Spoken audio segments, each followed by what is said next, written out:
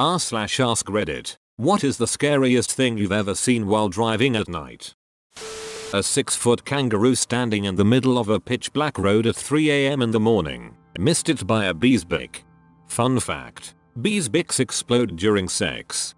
Fun fact: bees' beaks explode during sex. Beekeeper here. Also enrolled in a master beekeeping program. The penis does not in fact explode. What happens is the drone, male bee, ejaculates with such force, the testicles can, sometimes, explode. Then his beak gets ripped out of him, along with his intestines. When the no longer virgin queen departs, honeybee queens only go on one mating excursion flight in their lives and can mate with multiple drones. A good flight is around 25 drones.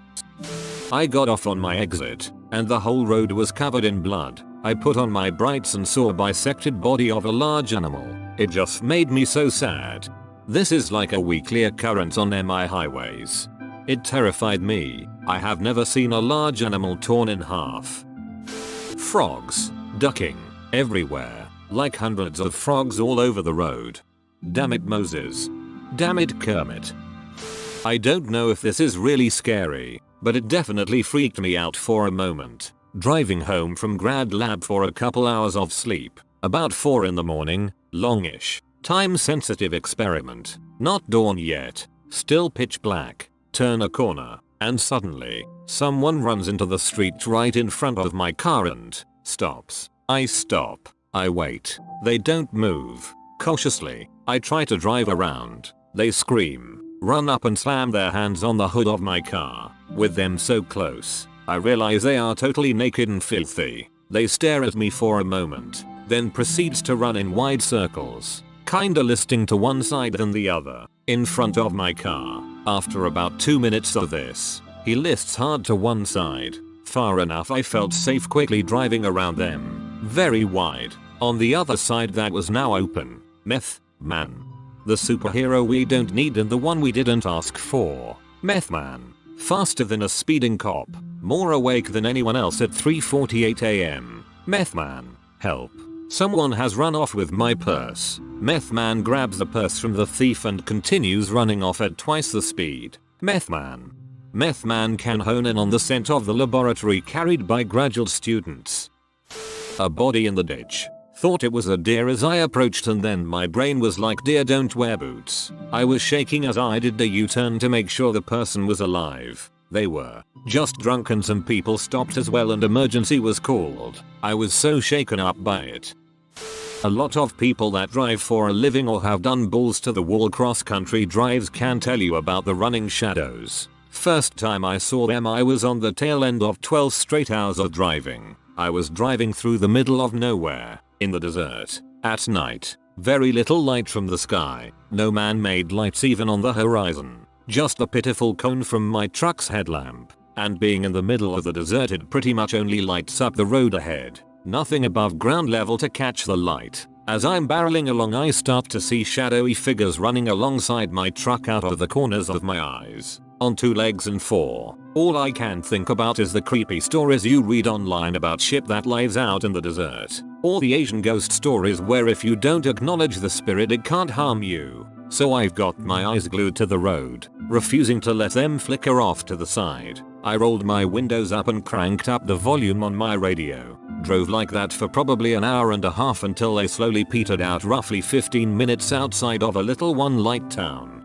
I've had people try to carjack me. People try to rob me after I pull over to render aid. People jump out at me on twisty mountain road, you name it. But nothing matching that level of fear the first time I saw them. Felt like my spine was rippling like a ribbon in a wind trying to jump clear out of my back and hide under the seat. Sleep deprivation mixed with sensory deprivation does some strange things. A lonely abandoned shack with a bunch of arrows pointing to it, saying come in. Bruh, although these types of traps only exist in cartoons. That's something you gotta go back to during daytime. With 10 friends and rifles. Driving to work at 4:30 a.m. and seeing a cyclist with his head split open and brains on the road. My friend and I were walking home at about 2 a.m. one night about 15 years ago. We see this car going in the opposite direction, clearly going way past the speed limit. As he is passing us, We see him go up on the curb and hit someone walking on the opposite sidewalk, decapitating them. This was before we had cell phones and everything was closed because it was such a tiny town. We ran as fast as we could to the nearest house, about 15-20 minutes away, and banged on their door until they opened it so we could call the cops. I still see it in my sleep sometimes. Saw a large pickup truck hit a pedestrian which sent them flying about 20 feet forward. The truck then ran the person over and kept going. I was a teenager and didn't have a phone. I remember knocking on a random person's door for help, crying and yelling. I think the guy at the door probably thought someone was trying to murder me.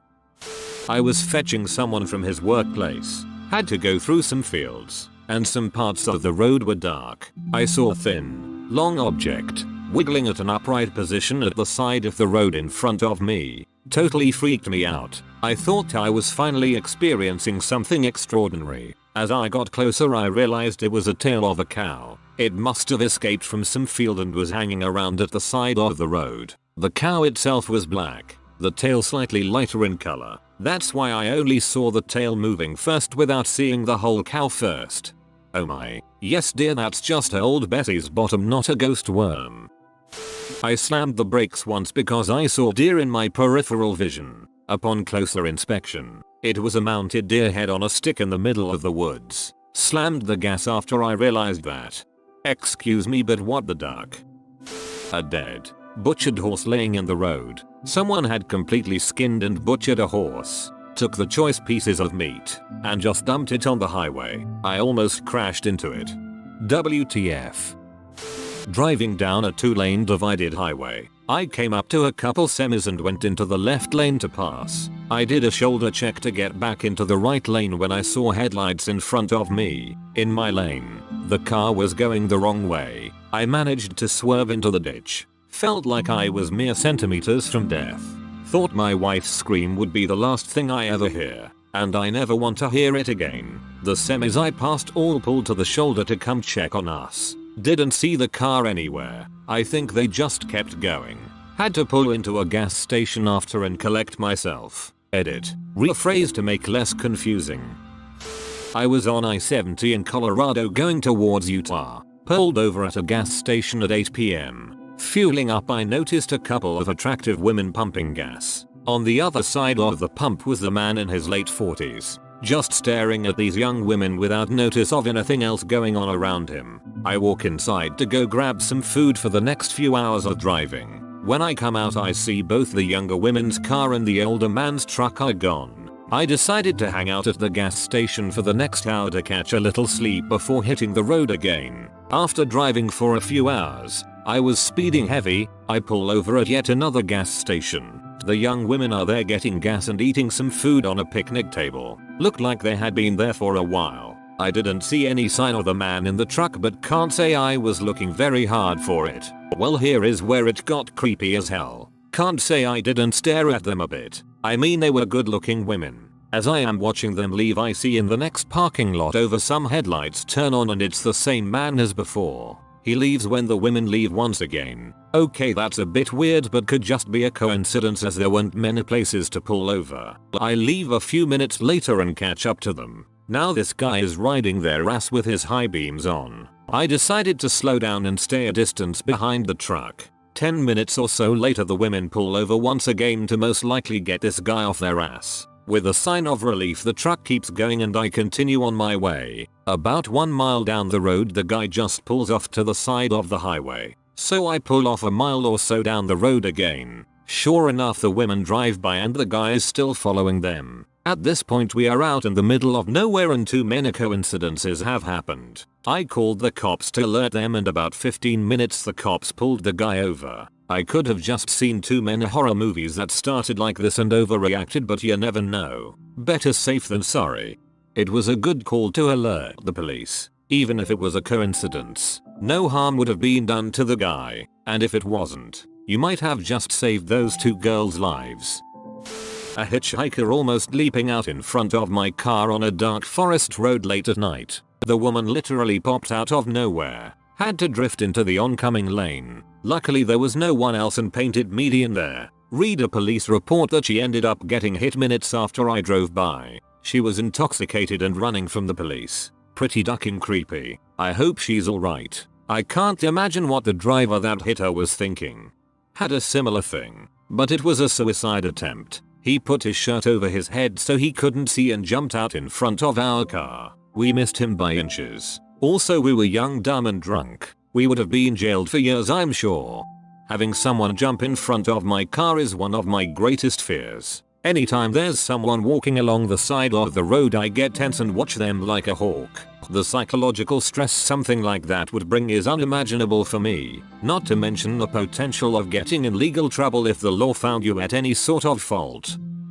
While traveling east just outside Flagstaff, Arizona around midnight, I was in the fast lane doing about 80 miles per hour. There was a bend in the road and you could see the headlights of the westbound lanes filter in between the trees. It was funny because I thought the lights kinda looked like they were coming at me. Then they really were. I screamed obscenities and jerked the wheel just in time to let a speeding wrong way driver fly by me in the lane I was just in. After skidding to a stop in the shoulder, I called the cops to report it. Could you describe the vehicle? Yes. It was a dark blur with headlights.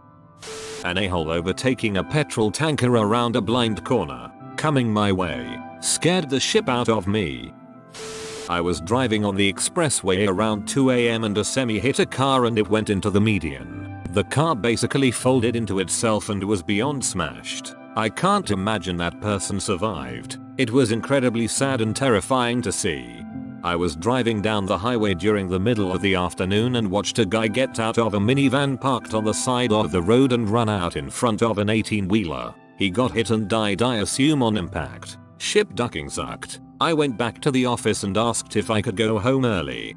Before my parents moved to where I am, I'd often visit my hometown up north. A 10-hour drive all on the same highway. Made that trip several times and there was almost always some tragic crash at least once during the drive. I'm not super religious, but I got in the habit of saying a prayer for them and their families. Hate seeing that. That's a long drive. It's really terrifying to see crashes like that because it really could happen to anyone. A closed Waffle House. Dear God. Dad was driving at night, and I was looking out the window and saw 2 red pinpricks in the cornfield, and it followed us. I told my dad about it and he said, in the most calm, casual tone for this situation, "Those are cornfield demons. Stay in the car and you'll be okay." Cue me freaking the hell out when he got out of the car not too long after to check a tire before getting back in. I'm still not sure if that was an actual thing or if he was using a situation to his advantage to teach me to not do anything stupid like that at night. Either ways, it worked, and I studied I learned'll have no idea what those 2 pinpricks were. Your dad is epic. A great warrior who dipped his venom in Cottonmouth venom. Yo Cottonmouth, I heard you liked venom, so we dipped your venom in venom. It's the people riding deer who really ducked me up. I used to deliver pizza, and often had deliveries right at midnight when we closed. One time, late at night, I'm driving back to the store through a small neighborhood. Up ahead I see something. It's perfectly spherical, bright shiny thing, just hovering about 6 feet off the ground, not moving at all. I pull up very slowly. Still doesn't move. Still can't comprehend what I'm looking at. Just this shiny hovering orbing the road at midnight. At this point my curiosity has overridden my fear. I'm the guy in the horror movie who dies first because I just gotta know. Either I die or I get a cool story, right? So I hop out of the car and slowly walk up to it. I'm right in front of it and still can't understand what I'm seeing. So I reach out and touch it. It's a balloon. One of those foil birthday balloons with the streetlights shining on it, making it look weird out of context in the middle of the night on an empty road. This is my favorite response because it feels like exactly how I would react. Yep, had a few of these moments in my life, where it's like for a moment my brain has temporarily disconnected all memories that would place the object, and I'm left in a state of complete childlike wonder, and then my brain comes back online, and all I can do is laugh. Could you imagine being the bystander watching this unfold? It's the middle of the night. A car pulls up and stops. After a few moments the driver gets out, tentatively walks up to and touches a balloon, then gets back in the car and drives on.